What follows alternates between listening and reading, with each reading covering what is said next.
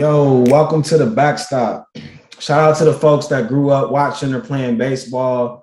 I know y'all probably thinking about that wooden frame behind the catcher, right? You know, the wall that keeps the ball in play, the official line between the ball game and the outside world. And if you're not a big fan of baseball, you might think the backstop is something that would keep the house together, plug the running water, and even stem the floods. See, over here, we welcome both interpretations of the backstop. But it goes pretty far. It goes further. A symbolic structure, that one special thing keeping us all together, the human spirit and its perseverance. These days, it's super easy to feel alone and it's hard to feel like we have any power, but both of us are living consequences and testaments to the abuse of power that comes from the top. The backstop is keeping the ball in play, keeping the game going, no matter what our team faces in the batter's box. I'm Bruce Maxwell. And I'm Pauly Jackson. And we are each backstops in our own lives. I had achieved a lifelong dream of mine. I was a catcher in Major League Baseball. It took a lot of hard work to get there, but by 2017, I realized I had to be the backstop in my own respective field.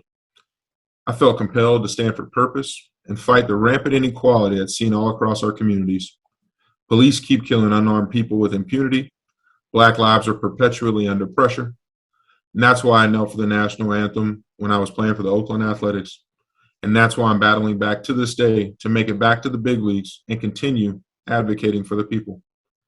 I faced a lot of hate and backlash for my decision, but I don't represent just myself when I'm on that field.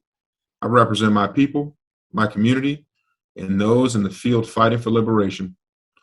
I love baseball with a lifelong passion, and I want to use our game to take action and platform the voiceless.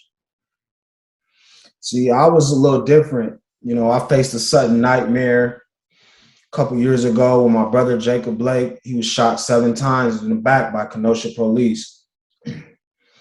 Well, he's many things. He's an entrepreneur, creative designer, and a loving father above all.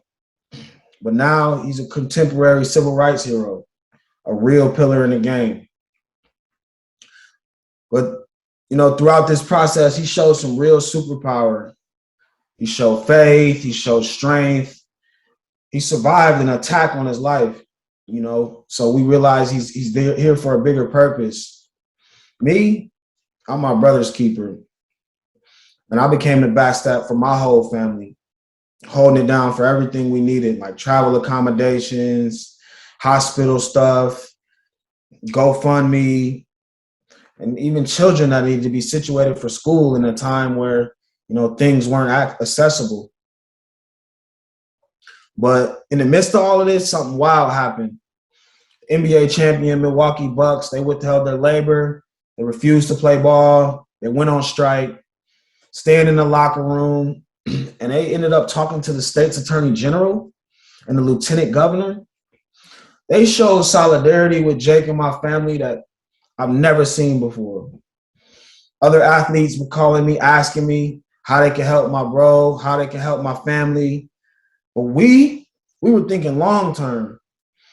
We were trying to ensure that this doesn't happen to any family ever again.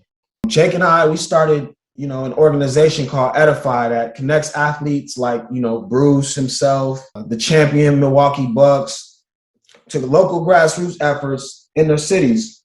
We're going to build power around cultural capital. We're going to organize these communities. So naturally, Pauly and I decided to link up and do a podcast. This isn't going to be like anything else in your listening rotation. We're talking real, raw, and uncut with the folks that live in the fight for equality and reparations. We're the real backstops in our respective fields, and we're bringing other backstops in their fields on to discuss the critical lines of defense in fields like politics, carceral system, climate change, pro sports, fatherhood, and mental health. We sharing stories from the struggle, y'all. We know what it's like living as the backstop against so much hate, oppression, and negativity. But we're leading with love. We're edifying those around us to realize your collective power. Tackle the issues of our time. We need to come together, y'all. Find our commonalities and flex our strength.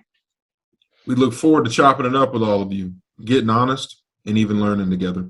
Stay tuned for some special guests, too. These are conversations you won't hear anywhere else. You know, you're listening to The Backstop.